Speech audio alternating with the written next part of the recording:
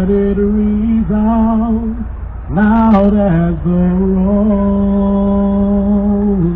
sea. Sing a song full of the faith that the dark past has taught us. Sing a song full of the hope that the present has brought us. Facing the rising sun of our new day begun. Let us march on till victory is won.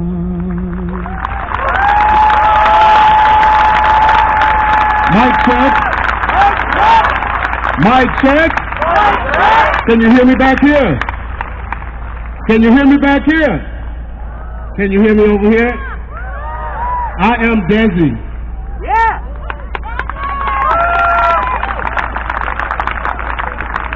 I am a black man out of Dallas, Texas. I have Native American blood and slave blood going through my veins. It makes me more American than a lot of you call yourselves American. I want you guys to do one thing. Repeat after me and say 400 years. 400 years. That's how long my people were in bondage, enslaved, taken away from their families, their homes, being forced to build this country. And here we are today. And I want to thank you guys for being here. 400 years. When the night has come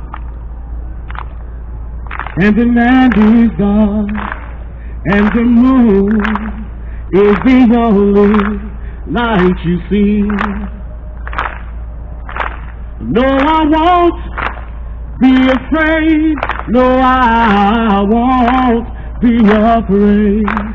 Just as long as you stand by me. Say, darling, darling, stand by me.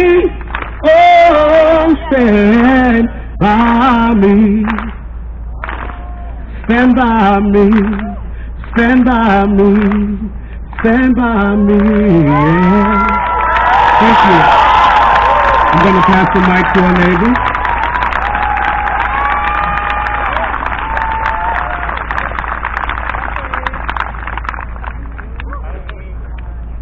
I'm nervous, but I know you guys aren't here to judge me. So. Can you hear me? Okay. Hi. My name is Richie. Hi, Richie. And I'm very proud of my blackness. I'm originally from New Orleans, Louisiana. Although it's statistically diverse, i.e. there's a lot of black people, it's historically racist and segregated. As you can imagine, I've experienced my fair share of racism. I come from a family of protesters, and my elders' advice has been to find my role, the one where I can make the biggest impact. All of us have different roles to play in this. I have found that my place in this movement is educating my peers on how commonplace racism is. I look at it as recruiting allies. I'm here to personally ask you for your help and continued support because my younger self didn't know how. And for all the kids out there who are just like me and don't know how to ask their friends to stand up for them, saying, obviously I'm not racist, I'm your friend, should be banned from your vocabulary. No. No, it's not obvious, and it never has been, because racism is a spectrum. It might be obvious that you don't fall on the KKK side of racism, but without explicitly using your words and actions to demonstrate your beliefs, like you are doing here today, it is not obvious where you fall. We, your friends, your neighbors, need to know you have our back. You can't leave us guessing, and I'll tell you why through my own experience. When we were 15, my brother was kicked out of school for drinking on a school trip. He had taken the blame for at least 3 other students. It derailed his basketball career and made getting into college very difficult. Less than a year later, a white student, let's call him G, broke the same rule on a different school trip that I attended. He was given 2-week suspension, served over the summer so he wouldn't fall behind in school. The school called my parents to let them know, probably in an effort to avoid a lawsuit because both my parents were lawyers.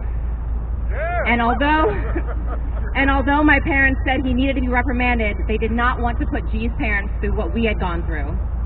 Somehow, G decided it was my family's fault he had gotten in trouble at all, not that we had saved him from being expelled.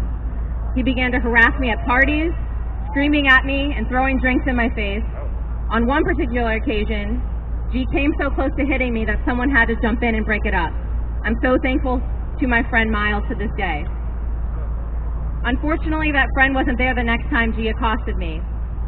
At another so-called friend's party, G began his normal aggressions, and as he saw me getting angry, he said,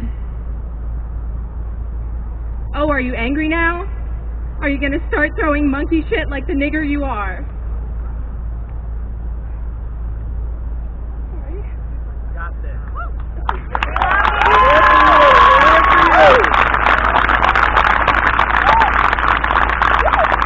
Do you hear how much that stings? I didn't edit that for you because it wasn't edited for me. As this happened, not a single person intervened despite the fact that I had driven a car full of friends to that party. At that time, I would have considered all of these friends to be, quote, obviously not racist. This is just one of many stories I have, from outright racism like this to workplace microaggressions. And if this is how I have been treated as a light-skinned woman who is at times racially ambiguous to some, who is privileged with education and access, can you imagine how our darker-skinned brothers and sisters with less access experience?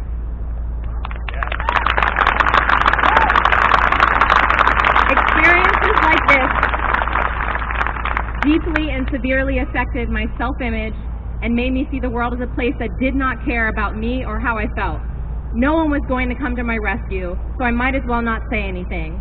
In many cases, I think I stayed silent because I didn't want to make the other person uncomfortable by confronting their racist actions. Imagine that. I put the feelings of people who deeply hurt me above my own. I continued to let myself be the one who was uncomfortable. Up until recently, I thought my cries for help would fall upon deaf ears, and I worried about all the kids out there that are feeling now what I felt then. But things are changing, and all of you here are helping.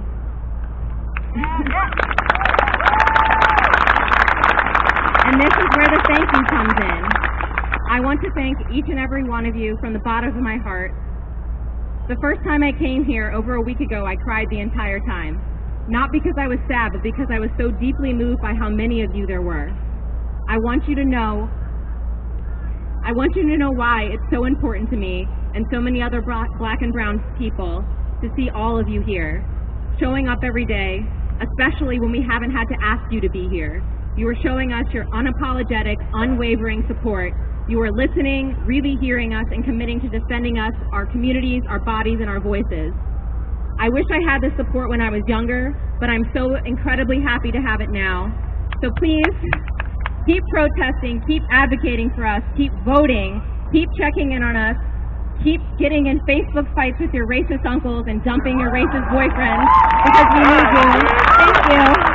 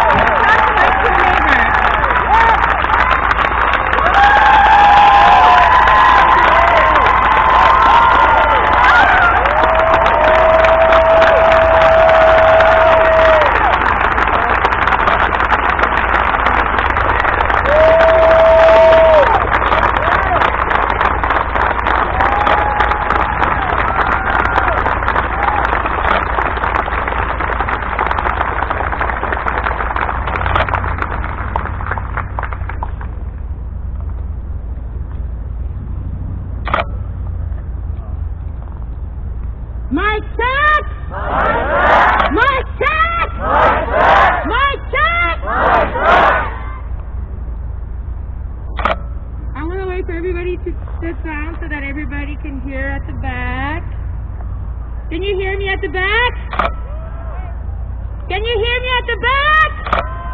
Can you hear me at the back? Okay. Can you hear me at the back? Okay. Okay. We are trying this for the first time. Let's do the echo. Can you repeat after me? We are trying this for the first time. And out of respect for everyone's time, we are going to start off with 3 people. And as always, if you want to speak to the crowd, at the top of the hour, especially if you're a person of color, we welcome your voice. Come see us after.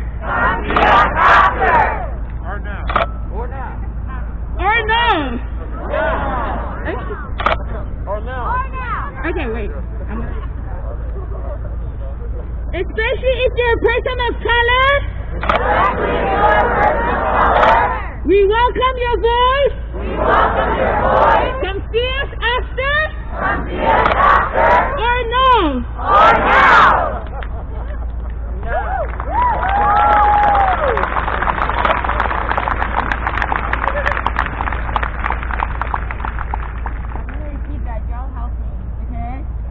So, as always, if you want to speak to the crowd,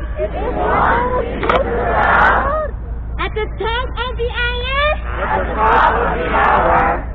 especially if you're a person of color, we welcome your voice. Come see us after. Or now.